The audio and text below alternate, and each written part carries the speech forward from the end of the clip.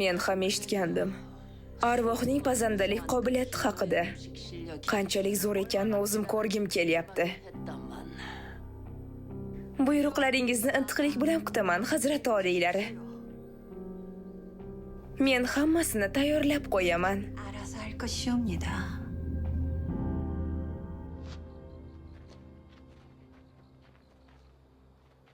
Endi bu yerda yashashingiz mumkin. Ushbu dorama Telegramdagi Minho TV tomonidan ovozlashtirildi.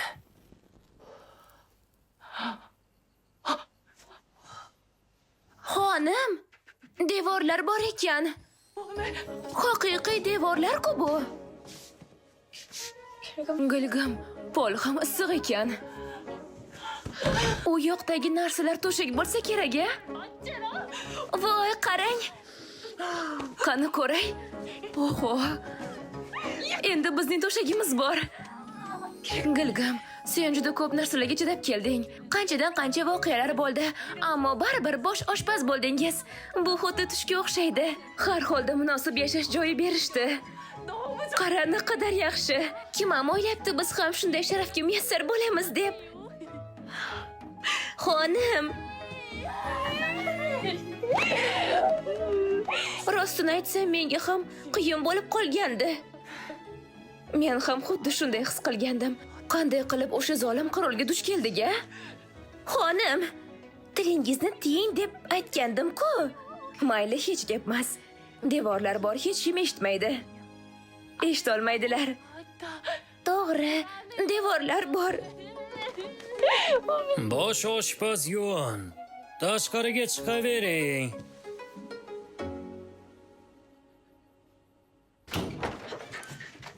Xush kelibsiz. Xayrli kech. Bosh oshpaz bo'lganingiz bilan tabriklayman.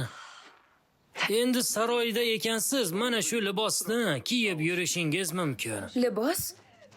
Ko'raylikchi? Voy, bu ipakdan ekan-ku. Juda chiroyli, hashamatli libos ekan. Bu ayol oshpazning formasimi? Qachon tiktirib ulgurdingiz? Mayli, ertaga yana ko'rishguncha. Rahmat. Kattakon rahmat. 진대가 알아봤지? Sizga ham rahmat. Xonim, menga bering. Qani ketdik. Juda ham yarashdi. Shunday kiyladim o'zi. U aqldan ozganga o'xshaydi. Buning oqibati yaxshi emas. O'zingizga ehtiyot bo'ling, qachondan beri xizmatchisiz. Endi u mansabdor shaxs. Oshxonada ayol xizmatchilar, xizmatkorlar ayol kishi. Endi bosh oshpaz ham ayol kishi bo'ladi. Nima, eshitmadingmi bu zot oliylarning buyruqlari? Meni ham bundan xursand deb o'ylaysanmi? Ha, shunaqa. Hech qachon oshxonamiz tartib intizomi buzilishiga yo'l qo'ymayman. Xo'sh, shunda nimani taklif qilasan? Agar uni haydashning imkoni bo'lmasa, uni ketishga majbur qilamiz.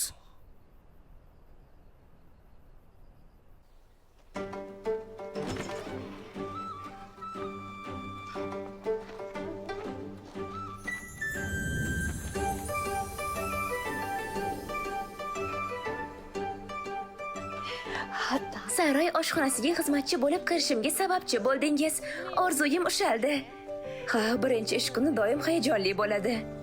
Axir saroy oshxonasida ishlaymiz, demak uncha yomon emas. Bularni uddalaymizmi, xonim? O'sha yaramas oshpazlar yana sizni xo'rlasachi? Endi nima qilamiz? O'shanda oshxona meniki emas edi. Endi tashvishlanma. Hech kim meni qiynay olmaydi.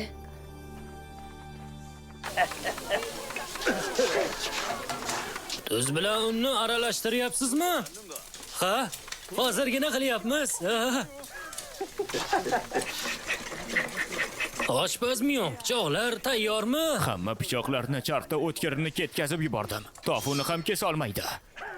Ajoyib ish. Qani tezda sizlar ham pastalarni tayyorlang-chi. Hop bo'ladi oshpaz yo'q. Go'shtlarni eng zo'r joyidan kesinglar. Qani bo'la qoling. Hop bo'ladi katta oshpaz.